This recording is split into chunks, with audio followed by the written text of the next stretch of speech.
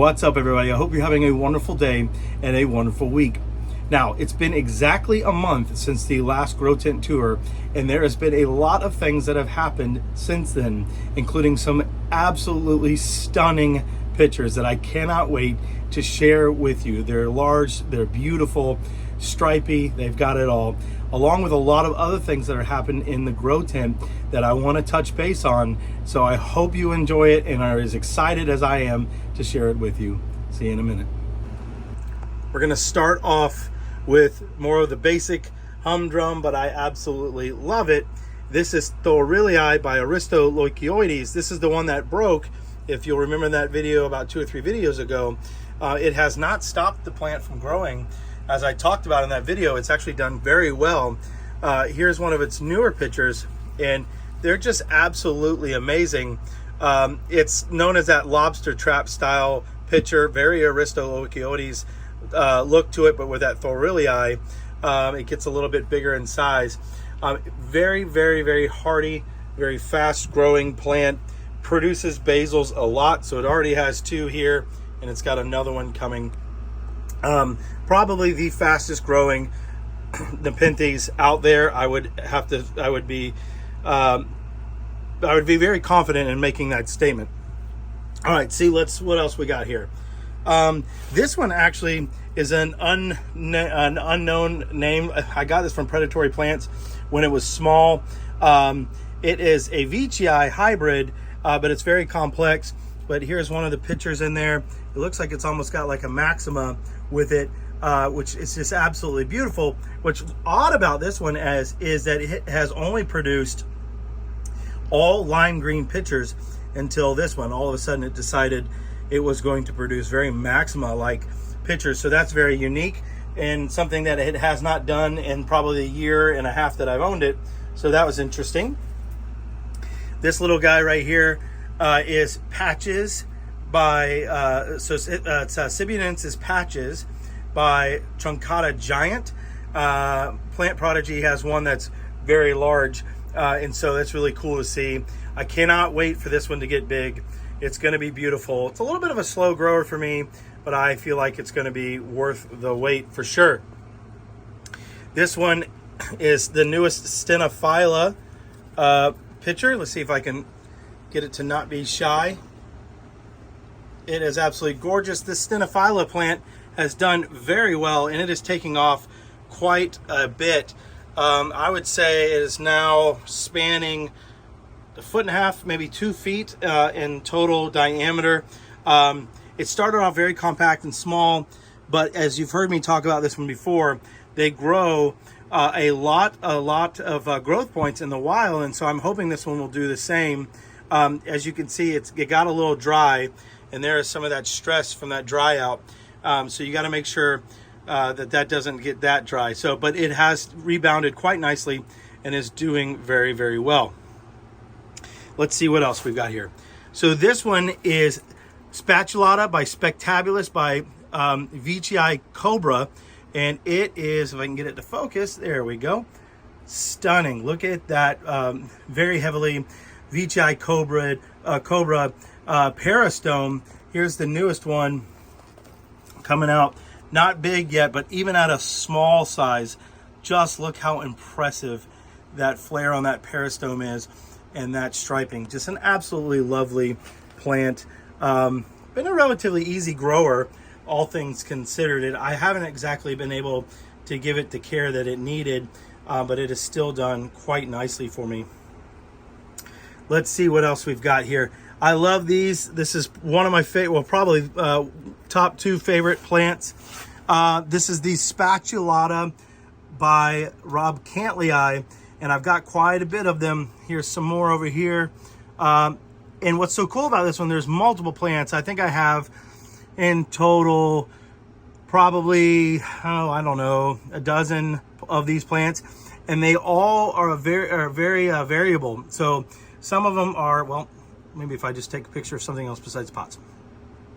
This very greenish speckled all the way to a ruby red coloring, like a wine red. Absolutely stunning plants, easy growing. Some of them get, like this one right here, I'm very excited. these, what am I taking a picture of? Sorry, everybody. Some of them, like this one, is getting just absolutely stunning with that peristome is staying flared, and I'm super excited about that. So that picture belongs to this larger spanning plant. I'm going to start separating these very soon. I know I talked about that in my last video. I haven't had a chance to get around to it with me getting sick, but hopefully I'll be able to get to it here soon and get them separated. Here is one I don't talk about much. This thing was a pain for me. It almost died on me twice. I cut the main stalk and I've gotten it to grow back. This is Sumadira, also known, well, formerly known as Nepenthes SP1.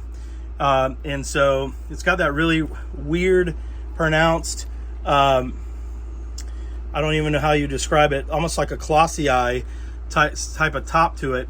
I've got it in a peat perlite mix, and it seems to be responding very well to that. I had it in sphagnum moss and perlite, and it did not do well at all. So now we're going to do something super exciting, something I haven't done in detail, and that is look at the seedlings that, if you've been following this channel for a while, we started off and we've grown together, and they're now to the point where they're starting to show some signs of getting their own little personalities. And so I'm going to show those up close, and we look through those, and then I'm going to show the really crazy stripy pictures. So make sure you stick around towards the end of this video. It is going to be worth it. These things are amazing. Let me turn around. Let's look at the seedlings. So I am sitting on the floor in my grow tent that barely has enough room for me to do this. But I wanted to share these seedlings that, if you have followed, have gone from, well, seeds to these itty bitty plants, and they're now becoming their own little tiny personalities. You can see this one's got some nice little striping on there. This is a lesson learned for anybody out there, is if you are growing seeds, make sure that you keep their naming systems safe. I had their naming systems and then I lost it. So all of these are going to be unknown hybrids, unfortunately, but I don't care. They're my first round of seedlings, and so that makes me very happy. So I've got that one. Let's see here. This one right here, I'm super excited about. The moss is sort of taken over, so I've got to be careful and watch that. But they're growing quite nicely. This one is starting to detach a little bit. I've got to, it kind of got pulled away from the main growing moss there, so I've got to pull that back. But what's so crazy about these is just how they stayed so small for so long, and then they have really taken off. Let's see if I can find some others here. Here's some that are really showing some personalities. Sorry about that. Look at these. Look how cool. They've got absolutely amazing little striping and speckling to them. Very excited to see what they end up being. They kind of a little dried out, as you can see. Everything in the tent kind of took a hit with it drying out, just because it was so hot. It was very, very difficult to keep enough water in the tent to keep it going. But everything has done just fine. But they're looking absolutely stunning. And then I've got some more here. I've got tons of these little trays. I'm not going to be able to get them all out, but I would say I'm very, very pleased. I bought all these seeds from Carnivorous when they were actually supposed to be close to the sort of expiration date for seedlings. They were getting up there in about 6 months. But they have all done very, very well for me. I highly recommend Carnivorous for that. Here's a really cool one that I talk about every time I do the tour, and it just keeps impressing me more and more. This is Rob Cantley by Renardiana. You don't see it for sale very often. Bergen Water Gardens actually has it for sale, and this is where I got this one. It started off, it took so long to grow. I mean, this is probably the slowest growing, I don't know what that was on my finger, but it's probably one of the slowest growing plants that I have ever owned. But then it just all of a sudden hit its, let's just call it adolescence, and it took off, and now has been putting out these big, beautiful pictures. Apparently it gets quite large, so I cannot wait to see that. Let's see here. Renardiana never fails. I love it so much. Let's see, I've got one in here that's got some really cool eyes on it. Yeah, look at that. Look how cool those eyes are. This is a Renardiana green. They have a Renardiana red that I would like to get one day. But just look how cool. Definitely a weed in nature. There's a ton of Renardiana out there. Certainly not on that endangered sort of aspect to it, but totally worth it. I love that plant. Next up is this now getting enormous Diariana. Let me see if I can pull this picture out. This is the newest one, and it is huge. This thing is putting out big pictures. It's loving the heat. It is definitely getting hot in here. I expect it to slow down here in the next couple months, but it has done absolutely phenomenal. Look at that striping. And this still isn't the most impressive striping plant that I'm going to show you in this video, but just look how cool that is. I mean, it's absolutely amazing. Look at the peristome as it goes into the lid there. Just that really pronounced peristome. Absolutely gorgeous plant. It's one of my favorites. I highly recommend it to all growers. Let's see. This is that Truncata JB by Truncata Giant, and I don't even know. Yeah, it just doesn't do it justice on the camera. This leaf is the size of a dinner plate. I mean, it's probably 8 inches from, maybe 9 inches from tip to tip. An absolutely enormous leaf. I cannot wait for the size of the picture that this thing is going to produce. I have a very large hand, and this thing is already is the size of my hand. So I cannot wait to see what that looks like. Now, I want to show you the newest picture on Nepenthes Brutus, and this thing is a stunner. Let me see if I can get to it. Yeah. Sorry for the camera work. Bear with me while I pull this thing out and hope I do not break it. Of course it's tingled. This thing, gosh, this picture is enormous. Look at that peristome on Brutus. Beautiful candy striping. I mean, you couldn't ask for more. And good night, this thing is enormous. It does not look big on the camera, but it's easily 14 inches from the top of the peristome to the bottom of the plant. It's ridiculously huge. Beautiful pitcher plant. I love that plant so much. That's the one that the growth tip broke on, if you'll remember that video. And here's what it looks like. So it just pulls out. That leaf looks gnarly, looks terrible, but that's okay. It pulls out at that growth point, and it just keeps on trucking along. Now, if I can go over here and get Caesar. Caesar has put out a beautiful, impressive picture. Let me get this. Sorry for the camera work yet again. This thing got kind of wonky. My goodness gracious, my finger, sorry. There is the newest picture on Caesar. I don't know what happened there, but look how that thing grew. Probably 14 inches itself. Very large. They're getting to the point where they're starting to produce some very large pictures. And so they will only continue to get larger and larger. This one has fallen. This is Brutus. I need to pull it back. What's happening is the pictures on them are getting so heavy that it is making them droop. This Diariana is doing the same thing. As you can see, this plant is growing on at least, I don't know, 4.5 feet long. And so the pictures, they grow on and they pull them back. So I'm going to have to tie that one up. That's Brutus, to get it to stand up straight again. I'm tempted to leave it like that. Just a little helpful hint, if your pitch plant is leaning over like that, while it doesn't look great, it does promote basal growth. And so that is a good thing if you're a pitch plant collector, because who doesn't like extra plants and more bushy plants and gets more and more pitchers. So pretty exciting stuff there. One plant that I don't show very often is Ventricosa by Aristolochioides. Very, very beautiful. Got this one from Todd's Tropicals. And so it has done quite nice for me. It's got a couple of growth points on it.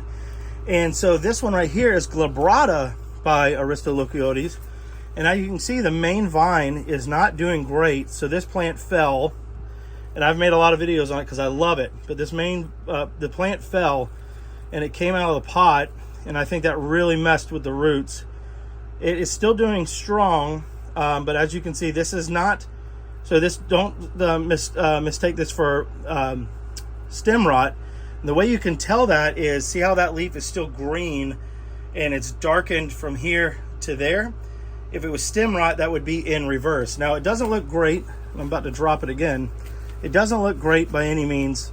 I hate that. I'm going to keep an eye on it. It does have a lot of basils, so if I do decide to cut the main vine. Nepenthes are a semi-woody vine, and so as they grow, especially when you're talking Aristolochioides hybrids, it's going to start becoming woody like that. But if you don't like it, I mean, you can always trim it.